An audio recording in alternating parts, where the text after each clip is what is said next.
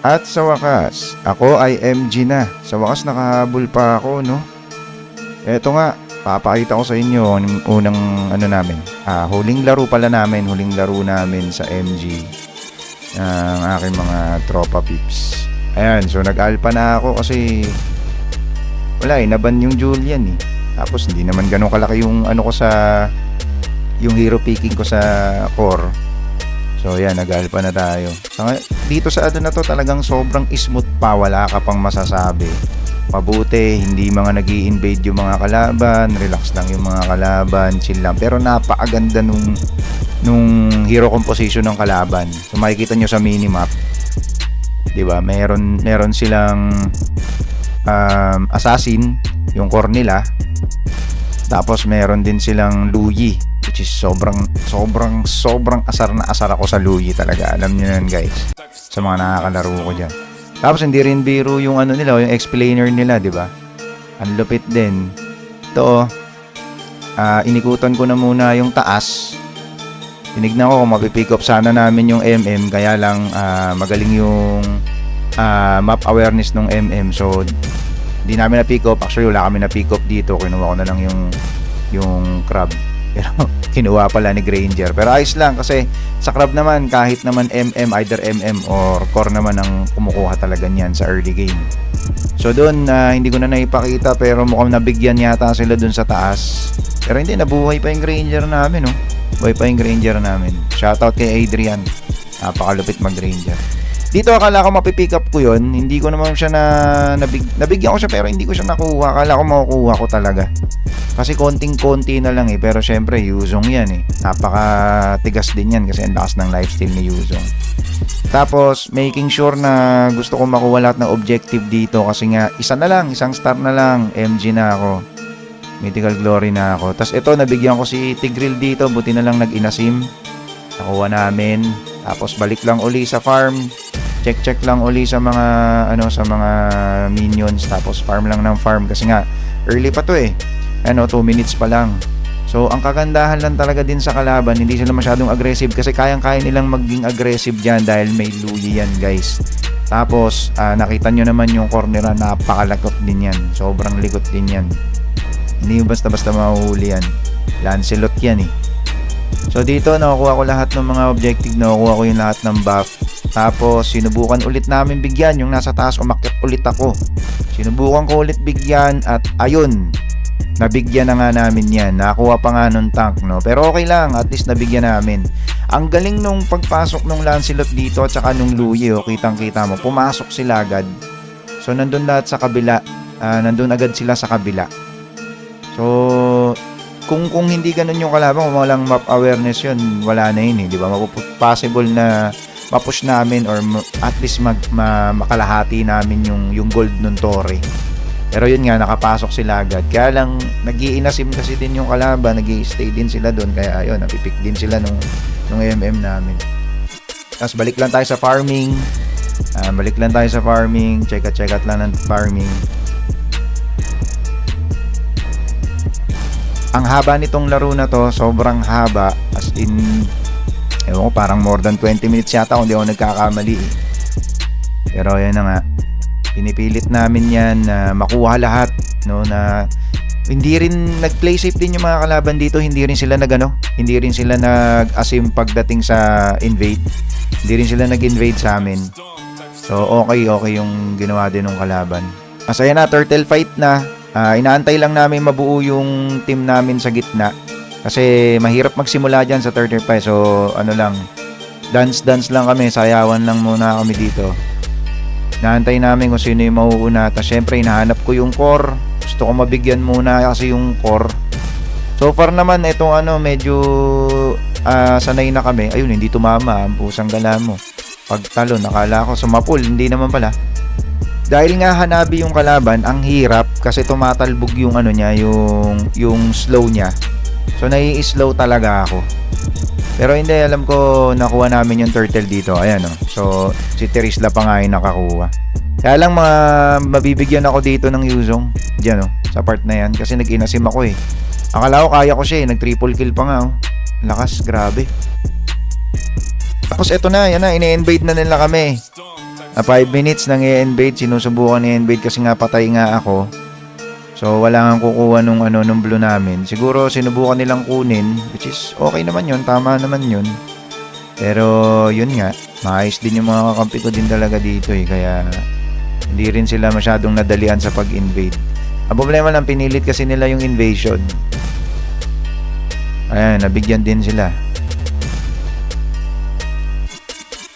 Tapos ikot lang uli.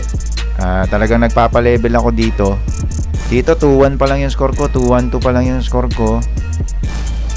Pero pinipilit ko talagang lumagpas or lumayo dun sa level nung core nila kasi pagka alam naman natin, 'di ba? Pagka ganyan yung kalaban mo na core, mabilis magkapera yan Mabilis mag-farm. Dito nabigyan ko yung MM nila, buti na lang sumakto dun sa bush na yun. Nahuli ko pa siya. So nabigyan natin yung MM dun.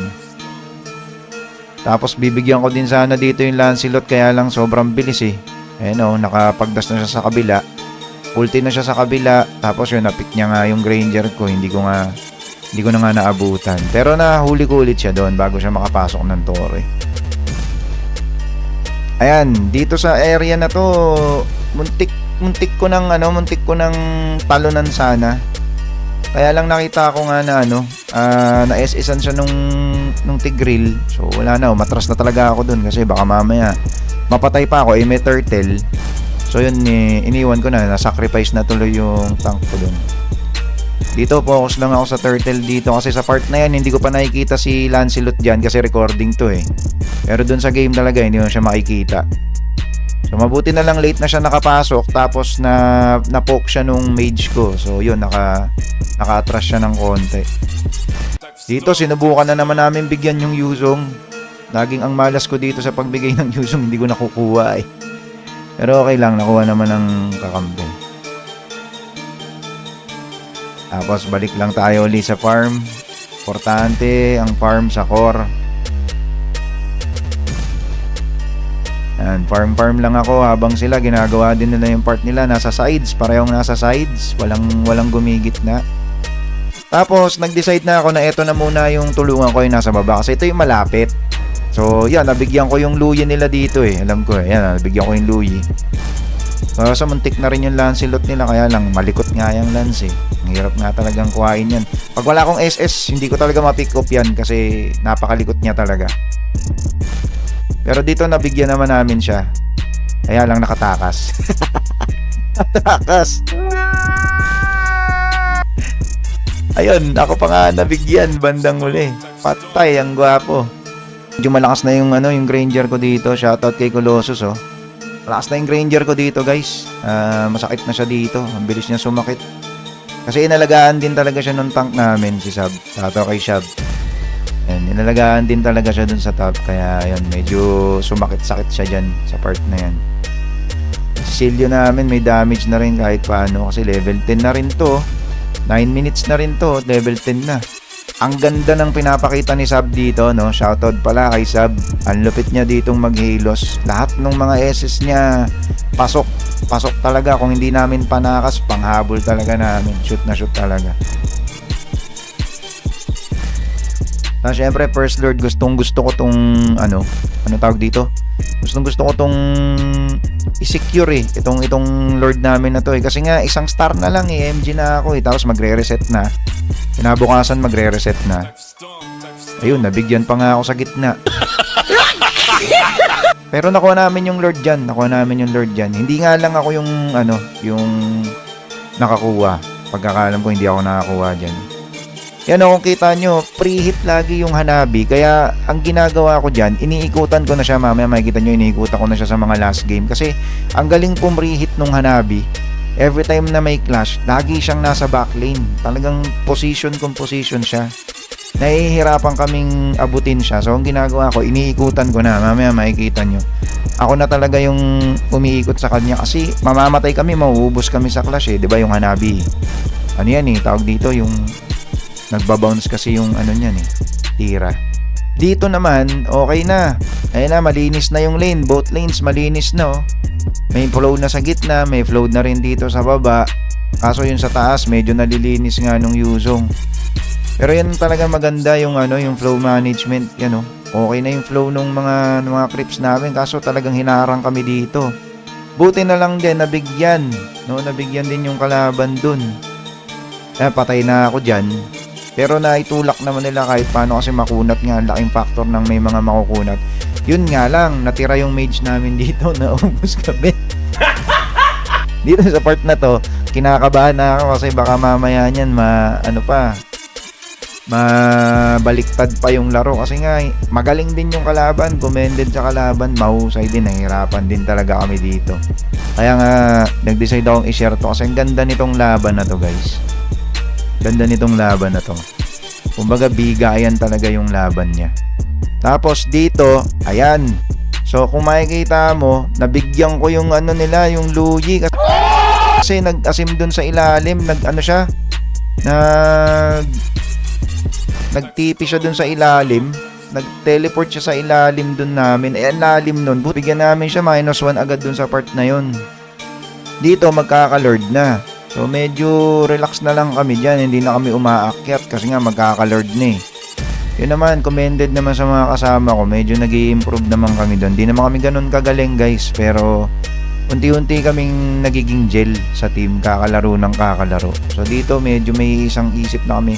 Walang walang comms yan. Wala kaming mic, wala kaming anything. Pero siyempre mas maganda pa rin talaga pag may mic.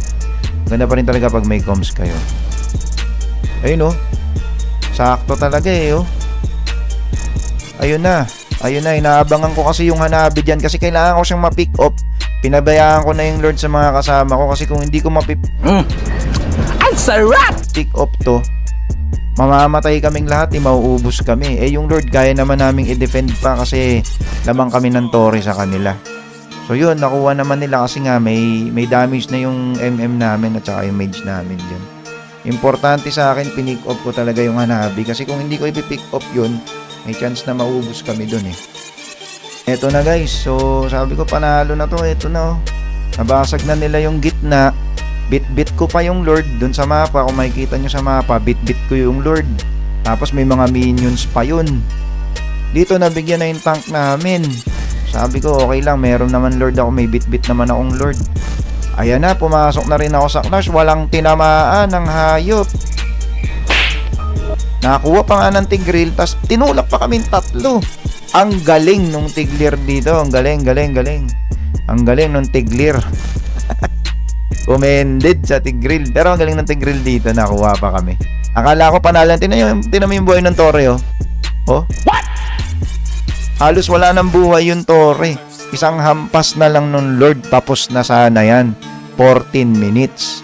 Kaso na-wipe out pa kami. Pero kagandahan dyan, yung minion wave kasi namin sa top, bottom, tsaka sa gitna, naka-advance. So, hindi sila nakatulak ng maayos kasi naka-advance lahat ng minion eh.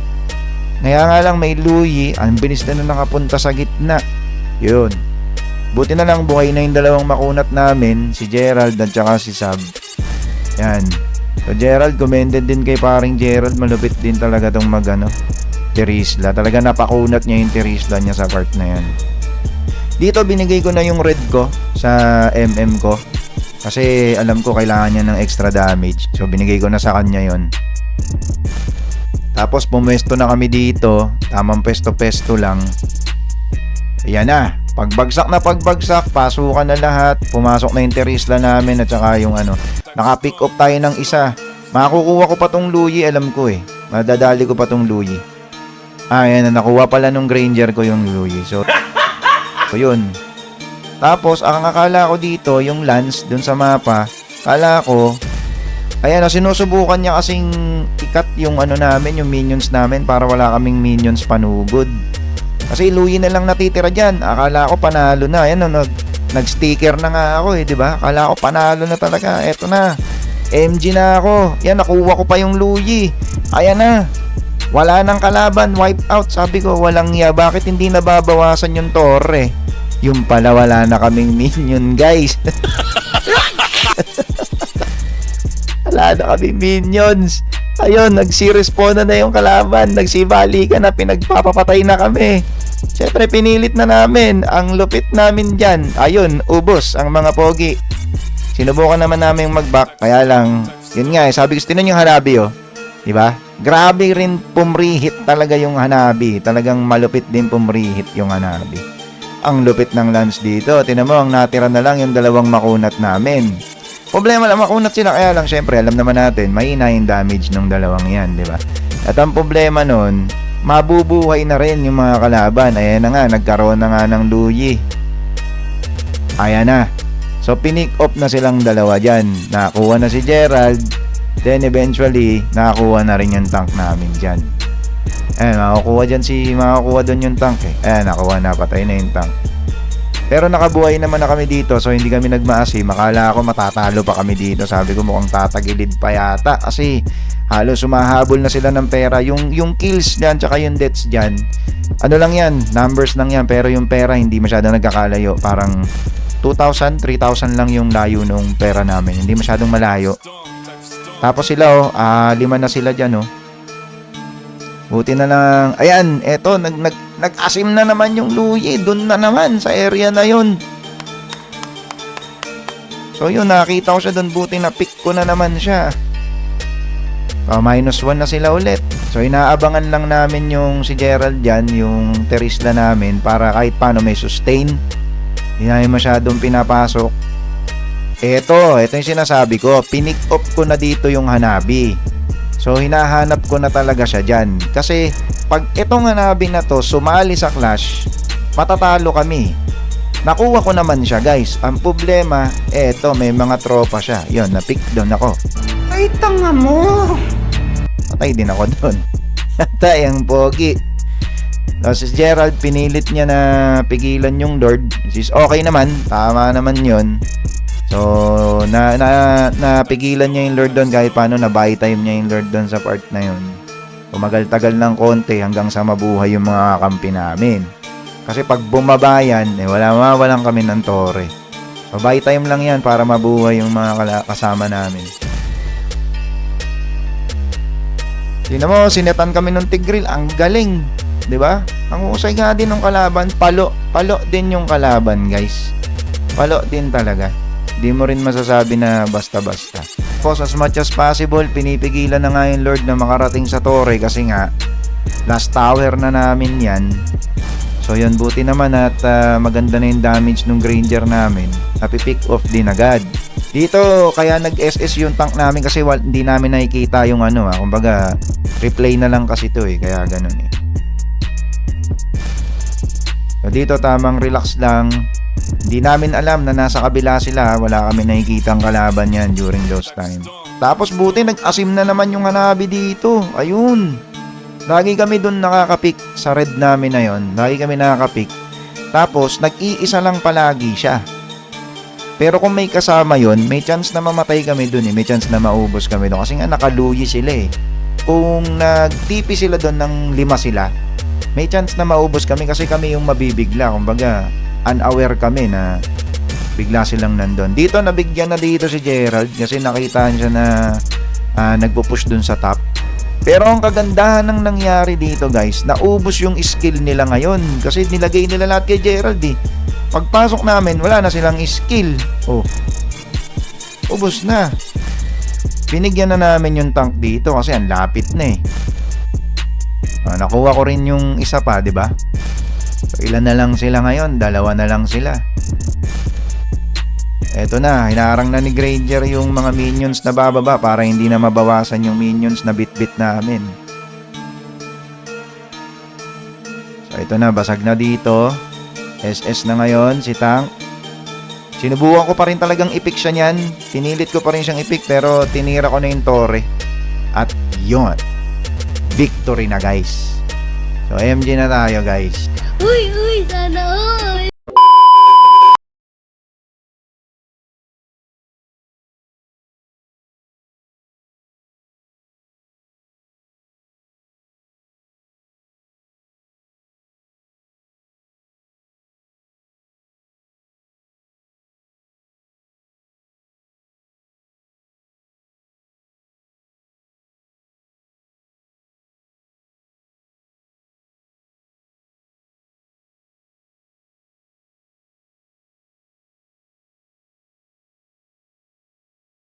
Type of storm, type of storm.